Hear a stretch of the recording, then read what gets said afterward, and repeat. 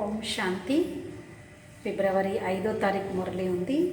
మురళి సారాంశము: मीठे बच्चे समझदार बन अपना पोता मेल देखो, कोई कर्मेंद्रिय धोखा तो नहीं देती है, सारे दिन में कोई भूल हो तो अपने आप को सजा लो. బాబా చెప్తున్నారు, మధురమైనటువంటి పిల్లలు, తెలివిగల వారిగా మీ పోతామేలు చూసుకోవాలి. ఏ కర్మేంద్రియం అయితే నన్ను మోసం చేయడం లేదు కదా అని పరిశీలించుకోవాలి. రోజంతట్లో ఒకవేళ ఏదైనా పొరపాటు జరుగుతుంది అంటే బాబా అంటున్నారు, మీకు మీరే పనిష్మెంట్ ఇచ్చుకోండి అంటున్నారు. బాబా అప్పుడప్పుడు తన అనుభవం చెప్తారు కదా బ్రహ్మ బాబా. భక్తి మార్గంలోనే స్మరణ చేసేటప్పుడు ఒకవేళ బుద్ధి అటు ఇటు వెళ్తుంది అంటే ఒకసారి చెంపదెబ్బ వేసుకోవడం, గిల్లుకోవడం అలా చేసేవారిమి అని. అలాగే బాబా అంటున్నారు, మనకు మనం చెక్ చేసుకోవాలి పోతామే. प्रश्न है, बाप से सच्चा व्यापार करने व ऊंच पद पाने का आधार क्या है? బాబాతో సత్యమైనటువంటి వ్యాపారం చేయడము లేదా ఉన్నతమైనటువంటి పదవిని పొందుటకు ఆధారం ఏమిటి అని అడుగుతున్నారు. జవాబు: बाप से सच्चा व्यापार करना है तो बाप के हर डायरेक्शन पर चलो. బాబాతో సత్యమైన వ్యాపారం చేయాలి అంటే బాబా యొక్క ప్రతి డైరెక్షన్ని అనుసరించాలి. బాబా कहते बच्चे यदि ऊंच पद पाना है तो अंदर में जो भी बुरी आदतें है वह निकाल दो. బాబా అంటున్నారు, పిల్లలు, ఒకవేళ ఉన్నతమైన పదవిని పొందాలి అంటే మన లోపల ఉన్నటువంటి చెడు అలవాట్లను తొలగించుకోవాలి అని. కుదృష్టి, క్రోధ ఆది సే బహుత్ నుక్సాన్ హోతా హై. చెడు దృష్టి, క్రోధము వీటన్నింటితో చాలా నష్టం జరుగుతుంది అంటున్నారు. ఇస్లియే కర్మ అకర్మ వికర్మ की गुह्य गति जो बाप ने समझाई है उसे बुद्धि में रखो. కాబట్టి కర్మ అకర్మ వికర్మల యొక్క గుహ్య గతి ఏదైతే బాబా మనకు అర్థం చేయించారో దానిని బుద్ధిలో గుర్తుంచుకోవాలి అంటున్నారు. ओम शांति. बच्चे आत्माभिमानी होकर बैठे हो, हर एक बात अपने आप से पूछनी होती है. बाबा युक्ति बताते हैं कि अपने आप से पूछो कि हम आत्म अभिमानी होकर बैठे हैं, बाप को याद कर रहे हैं, तुम्हारी यह सेना है. బాబా అడుగుతూ ఉన్నారు, పిల్లలు మీరు ఆత్మాభిమానిగా కూర్చున్నారా? మనల్ని మనం కూడా ప్రశ్నించుకోవాలి, నేను ఆత్మాభిమానిగా ఉన్నానా అని, బాబా యొక్క జ్ఞాపకంలో ఉన్నానా అని. उस सेना में सिर्फ जवान होते हैं, तुम्हारी इस सेना में बूढ़े जवान बच्चे आदि सब है. ఆ సైన్యంలో కేవలం యువతి యువకులు మాత్రమే ఉంటారు, యంగ్స్టర్స్కే అవకాశం ఉంటుంది. కానీ ఇక్కడ బాబా అంటున్నారు, అక్కడ ఏజ్ లిమిట్ ఉంటుంది కదా, ఫలానా ఏజ్ దాటిపోయింది అంటే ఇంకా వారు సైన్యంలో వేరే డ్యూటీస్లో ఉండొచ్చు కానీ గ్రౌండ్ వర్క్లో మాత్రం ఉండలేరు. అలా బాబా అంటున్నారు, ఇక్కడ మాత్రం అలాంటి నియమం ఏమీ లేదు. ఇక్కడ వృద్ధులు, చిన్నలు, పెద్దలు అందరూ కూడా ఈ యొక్క రుహానీ మిలిటరీలో భాగమే అంటున్నారు. ఏ సేనా హే మాయా పర్ జీత్ పానే కే లియే. ఇది ఎలాంటి సైన్యము అంటే మాయ పైన విజయాన్ని పొందేటువంటి సైన్యము అంటున్నారు. హర్ ఏక్ కో మాయా పర్ జీత్ పాకర్ బాప్ సే బేహద్ కా వరసా లేనా హై. ప్రతి ఒక్కరు కూడా మాయను జయించి బాబా నుండి బేహద్ వారసత్వం తీసుకోవాలి. మాయా బడీ జబర్దస్త్ హే, బడీ ప్రబల్ హే, బహుత్ తుఫాన్ లాతీ హే. మాయ చాలా జబర్దస్త్గా ఉంది, చాలా ప్రబలంగా ఉంది, చాలా తుఫాన్లను తీసుకొస్తూ ఉంటుంది. హర్ ఏక్ కర్మేంద్రియ ధోకా దేతీ హే, సబ్సే జాస్తి ధోకా దేనే వాली कौन है? कर्मेंद्रिय है. ఆంకే సబ్సే జాస్తి ధోకా దేతీ హే. అన్నింటికంటే ఎక్కువ ఏ కర్మేంద్రియం మనల్ని మోసగిస్తుంది అని బాబా అడుగుతున్నారు. ఏంటివి అంటే మొదట ఈ కళ్ళు. భక్తి మార్గంలో కూడా సూర్దాస్ గురించి చెప్తూ ఉంటారు కదా, ఈ నయనాల ద్వారా చాలా తప్పుడు చెడు చూస్తూ ఉన్నాను అని అతడు ఆ నయనాలనే తొలగించుకున్నారు అని బాబా అంటూ ఉన్నారు. నయనాలు చాలా మోసగిస్తాయి, ఎందుకంటే ఏదైనా ఫస్ట్ చూసేది నయనాలతోటే కదా, అందుకే అంటూ ఉంటారు అన్నట్టు. ఏదైనా ఫస్ట్ చూసేది నయనాలతోటే, కాకపోతే ఆ తప్పును ఇంకా వేరే కర్మేంద్రియంతో చేయొచ్చు. కళ్ళతో చూసిన దాన్ని నోటి ద్వారా, మాటలతో, చేతల ద్వారా చేయొచ్చు. కానీ మళ్ళీ చివరికి దాని యొక్క పరిణామం కూడా కళ్ళే ఎదుర్కొంటాయి. కళ్ళ నుండే కదా కన్నీళ్ళు వచ్చేవి దుఃఖము, బాధ కలిగినప్పుడు. यह भी चार्ट में लिखना चाहिए, सारे दिन में हमको कौन सी कर्मेंद्रिय ने धोखा दिया। बच्चों को समझाया जाता है, बल स्त्री पुरुष हो तो भी बुद्धि से समझो हम बीके हैं. బాబా అంటున్నారు, భలే స్త్రీ పురుషులు అందరూ కలిసి ఉండొచ్చు, కానీ బుద్ధిలో గుర్తుండాలి, నేను వీకే ఉన్నాను, నేను ఆత్మారూపి మనిని చూస్తున్నాను, దేహాన్ని చూడట్లేదు అనేటువంటి స్మృతిలో ఉండాలి. చార్ట్లో నోట్ చేసుకోవాలి రోజంతట్లో ఏ కర్మేంద్రియం నన్ను మోసం చేయలేదు కదా అని. ఎందుకంటే అన్నింటికంటే ఈ కళ్ళు నంబర్ 1గా మోసం చేస్తూ ఉంటాయి, చాలా నష్టం కలిగిస్తూ ఉంటాయి. సూర్దాస్ యొక్క ఉదాహరణ అందువలనే ఉంది. బాబా అంటున్నారు ఇంకా చూసుకోవాలి మనం కూడా. బల్ బచ్చే సర్వీస్ బహుత్ అచ్చే కర్తే హై పరంతు మాయా భీ కమ్ నహీ హై. आंखें बहुत धोखा देती है और एकदम पर भ्रष्ट कर देती है. కొందరు పిల్లలు సేవ చాలా బాగా చేస్తూ ఉంటారు, కానీ ఈ కళ్ళు మాత్రం మోసం చేస్తూ ఉంటాయి, పదవి భ్రష్టులుగా అవుతూ ఉంటారు. समझो सयाने बच्चे जो होंगे वह सारा दिन नोट करेंगे, हमने कोई भूल तो नहीं की. भक्ति मार्ग में भी अपने को क्षमाट मारते हैं कि याद रहे फिर यह काम कभी नहीं करेंगे. ఈ విధంగా బాబా అంటున్నారు, మనల్ని మనం చెక్ చేసుకుంటూ మనపైన మనం అటెన్షన్ ఇవ్వాలి. భక్తి మార్గంలోనే ఇలా నోట్ చేసుకుంటూ ఉంటారు కదా, ఒకవేళ బుద్ధి వేరే వైపు వెళ్తుంది అంటే ఒక చెంపదెబ్బ వేసుకుంటూ ఉంటారు. अगर आंखें कहाँ धोखा दे तो अपने को सजा दो, वैसे ही इसमें भी जांच रखो. किनारा कर चला जाना चाहिए, खड़ा होकर देखना नहीं चाहिए. सन्यासी लोग बहुत करके आंखें बंद कर बैठते हैं, स्त्री को देखते ही नहीं है. वहाँ पुरुषों को आगे, स्त्रियों को पिछाड़ी में बिठाते हैं. यहाँ भी तुम बच्चों को मेहनत करनी है.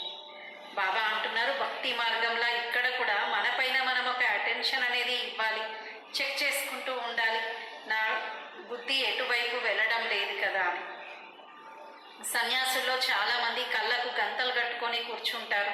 వారు స్త్రీలను కూడా చూడరు, ముందు పురుషులు వెనక స్త్రీలు అనే విధంగా ఉంటూ ఉంటారు.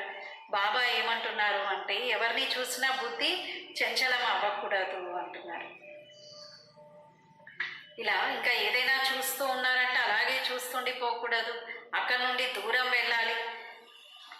अभी तुम बच्चे हो संगम युग पर, बाबा कहते हैं संगम के साथ साथ पुरुषोत्तम अक्षर जरूर लिखो, जो किसको भी समझाने में सहज हो. पुरुषोत्तम संगम युग, जबकि तुम मनुष्य से देवता बनते हो. ఇప్పుడు మనం సంగమ యుగంలో ఉన్నాం, పురుషోత్తమ సంగమ యుగంలో ఉన్నాం. బాబా అంటూ ఉన్నారు, ఈ పురుషోత్తమ సంగమ యుగంలోనే మీరు మనుషుల నుండి దేవతలుగా తయారవుతారు. గాయన హేనా మనుష్య సే దేవతాకి ఏ కరత్న లాగీవారు. మరి మనుషుల నుండి దేవతలుగా తయారు చేయడం కూడా ఒక గొప్ప నైపుణ్యం. ఎవరు చేయగలుగుతారు అంటే శివబాబానే. ఎవరిని, ఏ మనుషులను అంటే కలియుగి మనుషులను, త్రేతాయుగి ద్వాపరయుగి వారిని కాదు. దేవతాయే తో रहते हैं सतयुग में, तो कलयुगी मनुष्यों को देवता, नरकवासियों को स्वर्गवासी बनाने के लिए ही बाप आते हैं. కాబట్టి కలియుగి మనుషులను దేవతలుగా, నరకవాసీలను స్వర్గవాసిగా తయారు చేయడం కోసమే బాబా వస్తారు. यह भी अभी तुम जानते हो, మనుషుతో ఘోర అంధ్యారే మే పడే హై. ఈ విషయాలన్నీ కూడా మనమే తెలుసుకున్నాం. మనుషులైతే ఘోరమైనటువంటి చీకట్లో ఉన్నారు. बहुत है जो कभी स्वर्ग को देख भी नहीं सकेंगे. बाप कहते हैं तुम्हारा यह धर्म सुख देने वाला है. बल गाते भी है हेवनली गॉड फादर, परंतु उसने हेवन की स्थापना किया यह नहीं जानते. అంటూ ఉంటారు కదా హెవెన్లీ గాడ్ ఫాదర్ అని.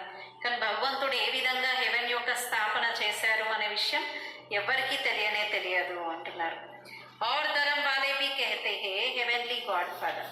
ఇంకా వేరే ధర్మం వారు కూడా ఏమంటారు, हेवెన్లీ గాడ్ ఫాదర్ అని అంటూ ఉంటారు. परंतु उन्हों को यह मालूम नहीं है कि हेवन में हमारा पार्थ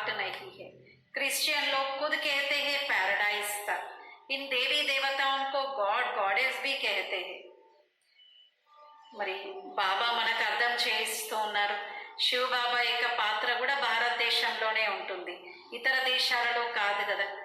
మరి క్రిస్టియన్స్ కూడా అంగీకరిస్తారు, ఒకప్పుడు ఈ భూతలం పైన స్వర్గం ఉండేటువంటిది అని, పారడైజ్ హెవెన్ అని అంటూ ఉంటారు. కానీ అది ఎవరి ద్వారా స్థాపన జరిగింది అనే విషయం మాత్రం వారికి తెలియదు. తుమ్కో బాప్ అబ్ ఐసా బనా రహే హై తో తుమ్కో మెహనత్ భీ కర్నీ చాహియే. ఇప్పుడు బాబా మనల్ని ఇలా ఉన్నతంగా తయారు చేస్తున్నారు కాబట్టి మనం కృషి కూడా చెయ్యాలి అంటున్నారు.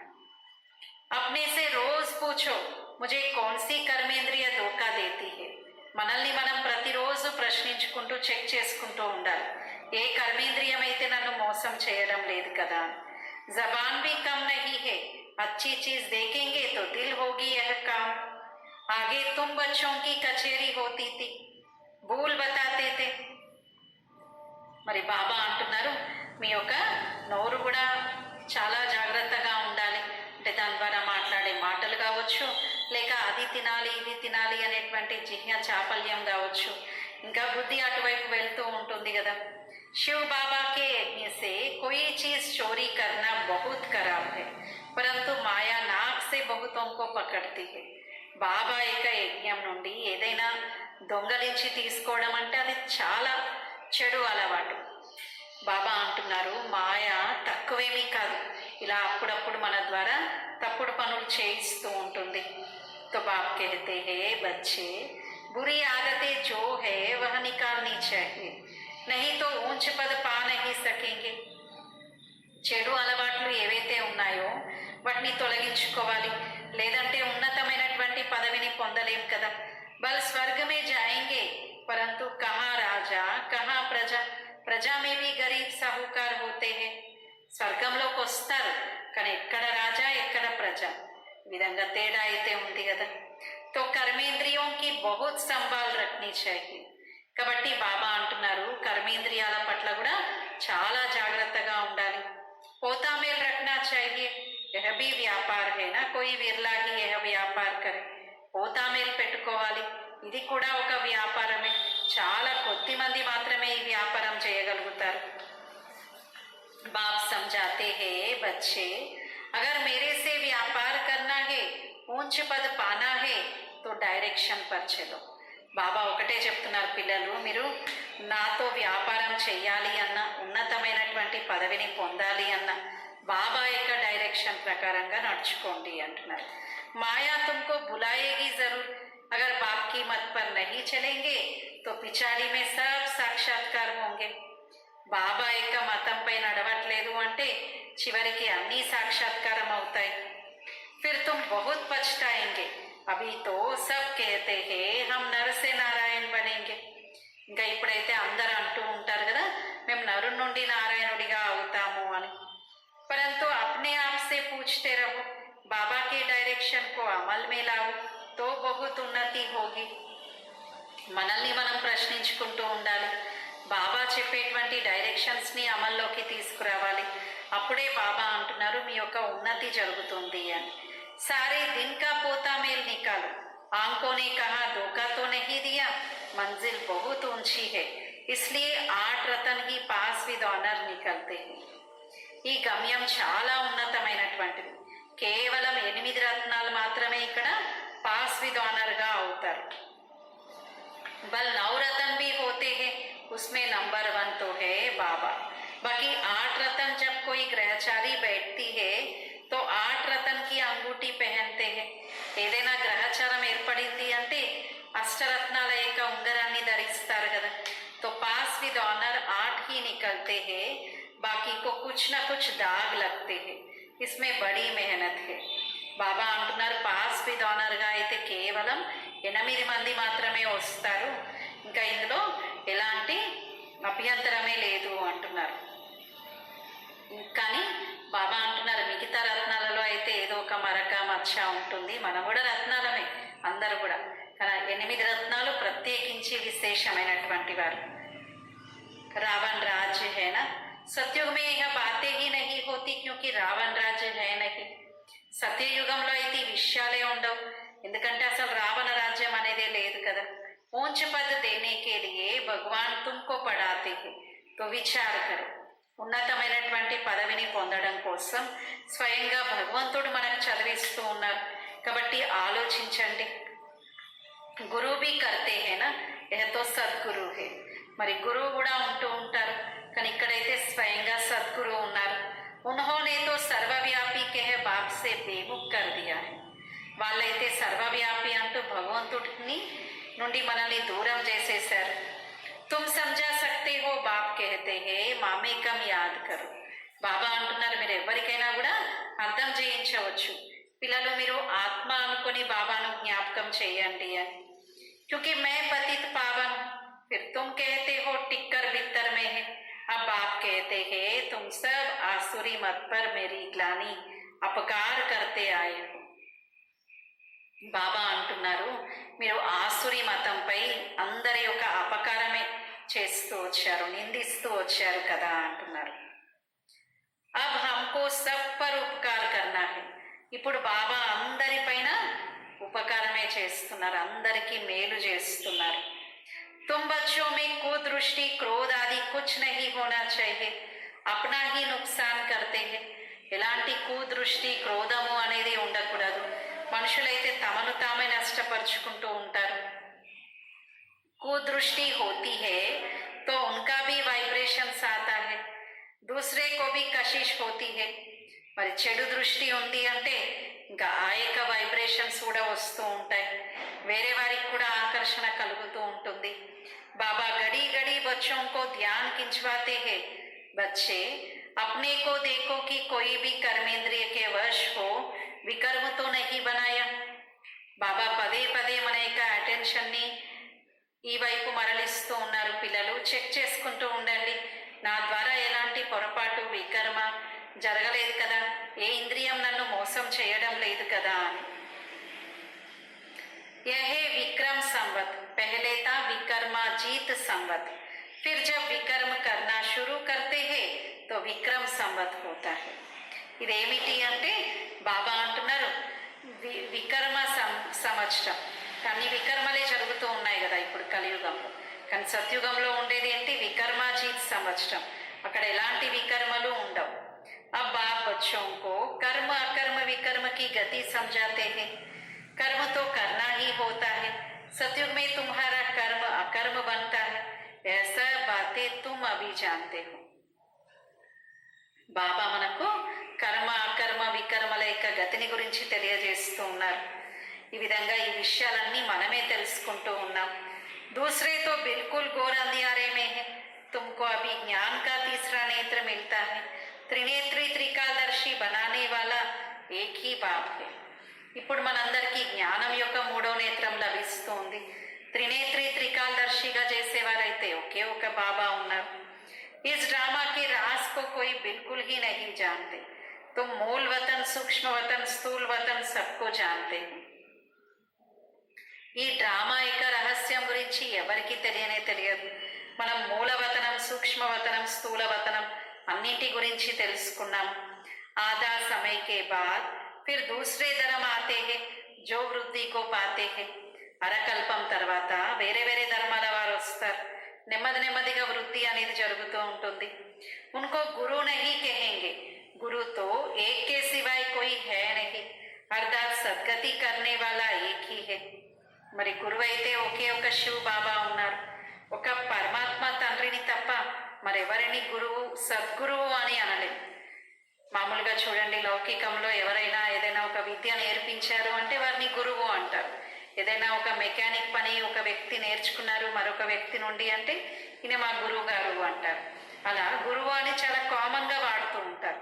కానీ ఇక్కడ ఎవరి గురించి సద్గురువు. సద్గురువు అంటే సద్గతినిచ్చేటువంటి వారు. ఎవరు అంటే ఒక్క పరమాత్ముడు మాత్రమే. దేహదారులు ఎవరిని సద్గురువు అని అనలేవు, గురువు అనొచ్చు. तो आप सबकी सद्गति होनी है, उनको धर्म स्थापक कहा जाता है ना कि गुरु. ఇప్పుడైతే అందరి యొక్క సద్గతి జరిగేదే ఉంది, వారిని ధర్మస్థాపకుడు అని అంటున్నాం. तो उनको याद करने से कोई सद्गति नहीं होगी, विकर्म विनाश नहीं होंगे, उसको भी भक्ति कहा जाता है. వారిని జ్ఞాపకం చేయడంతో, దేహదారి గురువులను జ్ఞాపకం చేయడంతో సద్గతి ఏమీ జరగదు. ज्ञान की लाइन में सिर्फ तुम ही हो, यह है पांडव सेना. तुम सब पंडे हो, शांति धाम और सुख धाम में ले जाने वाले. तुम्हारी बुद्धि में है, हम सब गाइड्स. बाबा भी लिबरेटर और गाइड है. మరి మనం పాండవ సైన్యం ఉన్నాం. ఇప్పుడు మనం జ్ఞానం యొక్క వేదిక పైకి వచ్చాం. అక్కడ అందరూ భక్తి యొక్క మార్గంలో ఉన్నారు.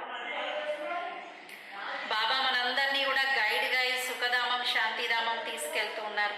మన బుద్ధిలో ఈ విషయం అయితే ఉంది కదా, మేము గైడ్స్ ఉన్నాము, బాబా మా యొక్క లిబరేటర్ గైడ్ అని. ప్రతి ఒక్కరిని కూడా లిబరేట్ చేయడం కోసమే బాబా వచ్చారు.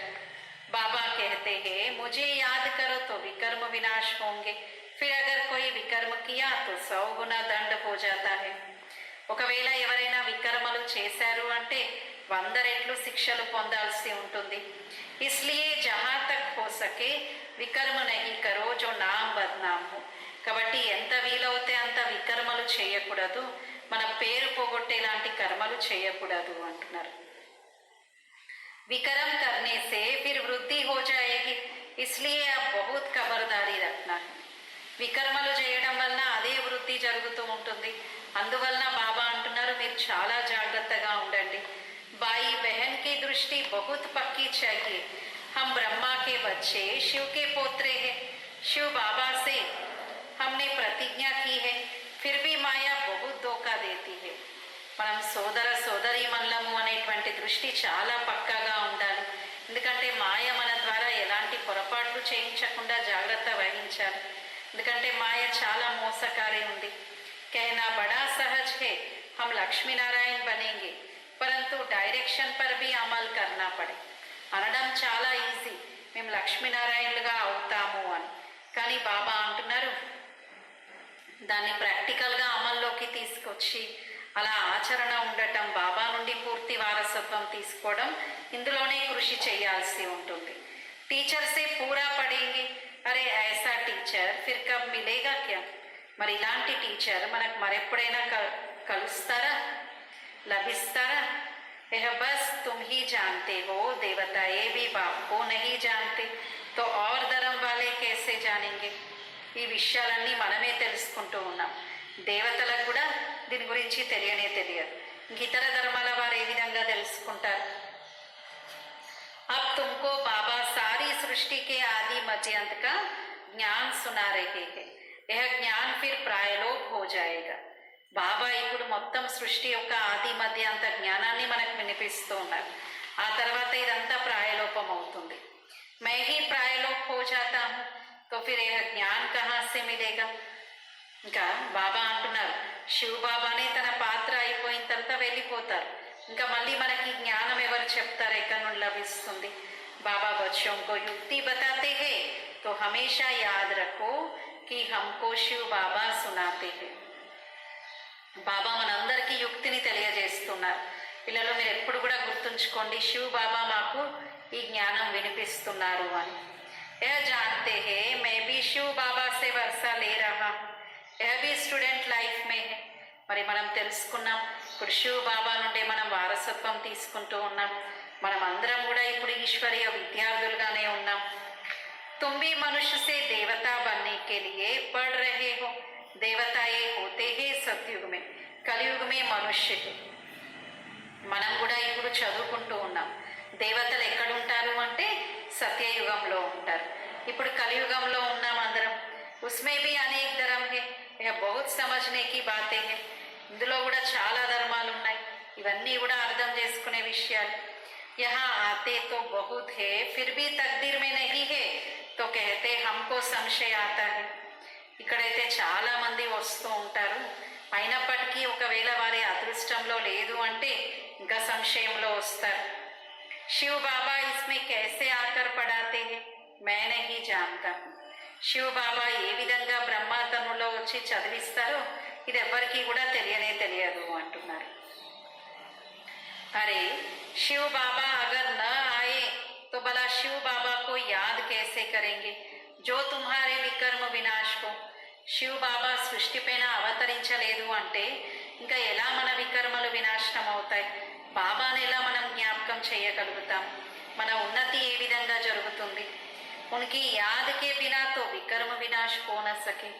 బాబా యొక్క జ్ఞాపకం లేకుండా వికర్మలు వినాశనం అవ్వడం అనేది సాధ్యపడదు. సజాయే బహుత్ కాని పడేగి, బాకీ పాయి పైసే కా పద్ మిలేగా, యహ రాజధాని బన్ రహీ హై. ఇంకా శిక్షలు పొందాల్సి ఉంటుంది, పదవి కూడా తగ్గిపోతుంది. ఇప్పుడు రాజధాని యొక్క స్థాపన అనేది జరుగుతూ ఉంది. రాజాओं के आगे दास दासियां भी होते हैं ना. बाबा से पूछो कि हमारा शरीर अब छूट गए. బాబాను కూడా అడగండి, ఇంకా ఇప్పుడు మేము ఈ శరీరాన్ని వదిలి వెళ్ళేదే ఉంది అని. తో బాబా సబ్ కుచ్ సునా దేంగే నంబర్ వార్తో హేనా. బాబా మనకు అంతా వినిపిస్తారు, నంబర్ వారుగా ఉన్నారు కదా. ఈ చదువు చాలా ఉన్నతమైనటువంటిది, ఎంతో సంపాదనను జమ చేసుకోవచ్చు. మనుషులైతే ఈ రోజుల్లో సంపాదన గురించి చాలా పరేషాన్ అవుతూ ఉంటారు. వ్యాపారస్తులు కూడా పరిశీలించుకుంటూ ఉంటారు, ఎంత లాభాల బాటలో వెళ్తున్నాము అని. రాత్రింబవళ్ళు వారికి ఇంకా అదే ఆలోచన ఉంటుంది. బాబా అంటున్నారు, ఇంకా మీరు ఎప్పుడు తీరిక ఉంటే అప్పుడు ఈ చదువు చదువుకోండి, ఎందుకంటే దీని ద్వారా మనం విశ్వానికి యజమానిగా తయారయ్యేది ఉంది. अपने इष्ट देव को भी याद तो करते हो ना. कोई देवता को याद करने से विकर्म विनाश नहीं होंगे. ఇష్ట దేవి దేవతల్ని కూడా జ్ఞాపకం చేస్తూ ఉంటారు. బాబా అంటున్నారు, దేవతలను జ్ఞాపకం చేయడంతో వికర్మలైతే వినాశనం కాకపోతే ఆ సమయంలో ఎలాంటి చెడు కర్మ జరగదు. तुम बच्चों को हर एक को पैगाम देना है. एरोप्लेन से पर्चा गिराना भी बहुत अच्छा है. कोई ऐसा न रह जाए जो कि కహే కి హమ్కో మాలూమ్ హీ నహీ పడా. బాబా సేవ యొక్క యుక్తులు చెప్తున్నారు. మీరు ఏరోప్లాన్ ద్వారా కూడా కరపత్రాలను అందరికీ పంచండి, అందరికీ డిస్ట్రిబ్యూట్ చేయండి అని. ఎందుకంటే చివరికి ఏ ఒక్కరు కూడా మిగిలిపోకూడదు, మాకు ఈ సందేశం అందలేదు అని చెప్పడానికి. అలా అందరికీ అందించండి అంటున్నారు. బ్రహ్మా బాబా ఎవరు అంటే శివ్ బాబా యొక్క మొదటి పిల్లవాడు. ప్రజాపిత బ్రహ్మ అనేటువంటి పేరు ఇవ్వడం జరిగింది. బ్రహ్మ ద్వారానే శివ్ బాబా స్వర్గస్థాపన చేస్తున్నారు.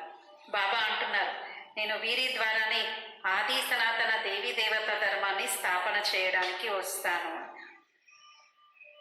మరి రాబోయేటువంటి సమయంలో జరగబోయే వినాశనం తర్వాత సుఖశాంతుల ప్రపంచం తిరిగి ఇక్కడ ఏర్పడుతుంది. కల్పకల్పం ఇలా స్వర్గ వారసత్వం బాబా నుండే తీసుకున్నాం. స్వర్గస్థాపన బాబానే చేయిస్తారు. ఎల్లప్పుడూ బాబా బాబా అంటూ ఉండాలి. బాబా అనడంతో నయనాల నుండి ప్రేమ యొక్క అశ్రువులు వస్తాయి. బాబా మీతో ఎప్పుడు కలవాలి అని ఈ విధంగా తపన ఉండాలి. కానీ ఎవరైతే సన్ముఖంగా కూర్చున్నారో వారైతే కొందరు ఇలాంటి భావనే వారికి ఉండనే ఉండదు, కొందరు అలాంటి తపనే వారిలో కనిపించదు. ఇంకా ఎవరికైతే ఇలాంటి తపన ఉంటుందో వారు చాలా పరితపిస్తూ ఉంటారు. ఇది ఆశ్చర్యం కదా. బంధనాలలో దూరంగా ఉన్న వారికి ఎక్కువ తపన ఉంటుంది. ఇంకా కొందరు బాబాతో కూడా అంటూ ఉంటారంట, బాబా ఈ బంధనాల నుండి విడిపించండి అని. కొందరు బాబా వారిగా అయి కూడా మళ్ళీ మాయావారిగా అవుతూ ఉంటారు. ఇంకా చివరికి మాయావారిగా అయ్యారు అంటే ఇంకా మాయా వైపే వెళ్తారు. ఇంకా మరణించేటువంటి సమయంలో అందరూ భగవంతుని స్మరించండి అని గుర్తు చేయిస్తూ ఉంటారు. సమझेंगे బాబాకి యాద్ సే హమ్ వికర్మ వినాశ్ తో కరే. ఇంకా బాబా యొక్క జ్ఞాపకంలో ఉంటేనే వికర్మలు వినాశనం అవుతాయి. బాబా అంటున్నారు, మధురాతి మధురమైన పిల్లలారా, మీ కళ్యాణం చేసుకోండి, బాబా యొక్క శ్రీమతంపై నడవండి, అందరికీ సందేశాన్ని ఇవ్వండి. ఇంకా ఏరోప్లాన్ ద్వారా కూడా ఈ విధంగా బాబా అంటున్నారు, కరపత్రాలు పంచండి, అప్పుడైనా వారు మేలుకుంటారు కదా అంటున్నారు. సాకార్ బాబా ఉన్నటువంటి సమయంలో బాబా అన్ని ఇలాంటి ప్రయోగాలు చేశారు. ఇలా చాలా సేవ యొక్క యుక్తులు బాబా చెప్తూ ఉంటారు. కొన్ని సంవత్సరాల క్రితం కూడా గుజరాత్లో అహ్మదాబాద్లో ఇలా వాళ్ళు చేశారు. ఒక హెలికాప్టర్ ద్వారా మొత్తం ఆ యొక్క సిటీ అంతా కూడా ఇలా కరపత్రాలు పంచారు. బాబా అంటున్నారు, అందరికీ సందేశం అయితే అందాలి కదా. సారే విశ్వమే కాస్ భారత్ మే సుఖ్ శాంతితో స్థాపన హోనీ హీ హై. మొత్తం విశ్వంలో ప్రత్యేకించి భారతదేశంలో సుఖశాంతుల యొక్క స్థాపన అయితే జరగాలి కదా. अच्छा मीठे मीठे सिकिलदे बच्चों प्रति माँ पिता बाप दादा का याद प्यार और गुड मॉर्निंग. रूहानी बाप की रूहानी बच्चों को नमस्ते। हम रूहानी बच्चों की रूहानी बाप दादा को याद प्यार गुड मॉर्निंग और नमस्ते। मेरा बाबा प्यारा बाबा मीठा बाबा शुक्रिया बाबा वाह बाबा वाह बाबा ही मेरा संसार है। धारणा కోసం ఫస్ట్ పాయింట్ ఉంది, बाई बहन व बाई बाई की दृष्टि पक्की करनी है। సోదర సోదరి మండలం ఆత్మ బాయి బాయి అనేటువంటి దృష్టిని పక్కాగా చేసుకోవాలి, చాలా జాగ్రత్తగా ఉండాలి. బాబా యొక్క పేరు పోగొట్టేలాంటి కర్మలేవి చెయ్యకూడదు అంటున్నారు. మన కర్మలతో బాబా పేరు పోగొట్టేలా ఉండకూడదు. సెకండ్ పాయింట్, బాబ్ మే కభీ భీ సంశయ నహీ లానా హై. శివ్ బాబా ఎందు ఎప్పుడు కూడా సంశయం రాకూడదు. ప్రేమగా బాబాను జ్ఞాపకం చెయ్యాలి. రాత్రింబవళ్ళు ఈ చదువు యొక్క చింత ఉండాలి. ఇలా సంపాదనను జమ చేసుకోవాలి అంటున్నారు. వ్యాపారస్తులకు కూడా కొందరికి అలాగే తపన ఉంటుంది కదా, రాత్రింబవళ్ళు వ్యాపారం కోసమే తలమునకలై దానికోసమే వెచ్చిస్తూ ఉంటారు. బాబా అంటున్నారు అలాగే మనకు చింత ఉండాలి, ఉదయమే మేలుకొని నేను సంపాదనను జమ చేసుకోవాలి అని. वरदान ఉంది, सदा विजय की स्मृति से हर्षित रहने और सर्व को खुशी दिलाने वाले ఆకర్షణ మూర్త భవ. సదా విజయం యొక్క స్మృతితో హర్షితంగా ఉండేవారు మరియు సర్వులకు సంతోషాన్ని కలిగించేవారు ఆకర్షణీయ మూర్తులుగా కండి. हम कलब कलब की विजयी आत्मा है, विजय का तिलक मस्तक पर सदा चमकता रहे. మనమే కల్పకల్పం యొక్క విజయీ ఆత్మలము. విజయం యొక్క తిలకం మస్తకం పైన సదా మెరుస్తూ ఉండాలి. యह विजय का तिलक औरों को भी खुशी दिलाएगा. ఈ విజయ తిలకమే ఇతరులకు కూడా సంతోషాన్ని కలిగిస్తూ ఉంటుంది. क्योंकि विजयी आत्मा का चेहरा सदा ही हर्षित रहता है. విజయీ ఆత్మల యొక్క ముఖం సదా హర్షితంగా ఉంటుంది. हर्षित चेहरे को देखकर खुशी के पीछे स्वतः ही सब आकर्षित होते हैं. హర్షితమైనటువంటి ముఖాన్ని చూస్తూ ఆ సంతోషం వెనక అందరూ స్వతహాగానే ఆకర్షితమవుతారు అంటున్నారు. जब अंत में किसी के पास सुनने का समय नहीं होगा तब आपका आकर्षण मूर्त चेहरा అనేక ఆత్మాओं की సేవా करेगा. అంతిమంలో ఎప్పుడైతే మనం వేరే వారికి ఏమీ వినిపించే పరిస్థితి ఉండదు, ఇంకా అలాంటి తీరిక సమయం ఉండదు, అప్పుడు బాబా అంటున్నారు ఆకర్షణీయమైనటువంటి సంతోషకరమైనటువంటి మన ముఖం అనేక ఆత్మల యొక్క సేవ చేస్తుంది అంటున్నారు. స్లోగన్ ఉంది, అవ్యక్త స్థితికి లైట్ చారో ఓర్ ఫైలానా హీ లైట్ హౌస్ బన్నా హై. అవ్యక్త స్థితి యొక్క లైట్ని నలువైపులా వ్యాపింప చేయడమే లైట్ హౌస్గా తయారవ్వడం. లైట్ హౌస్ తన యొక్క ప్రకాశంతో దూరంగా ప్రయాణిస్తున్న ఓడలకి మార్గదర్శనం చేస్తుంది. అలాగే మనం కూడా మన యొక్క మైట్ని నలువైపులా వ్యాపింపజేయడమే లైట్ హౌస్గా కావడం. ఈరోజటి స్వమానము, నేను ఆకర్షణ మూర్తాత్మ.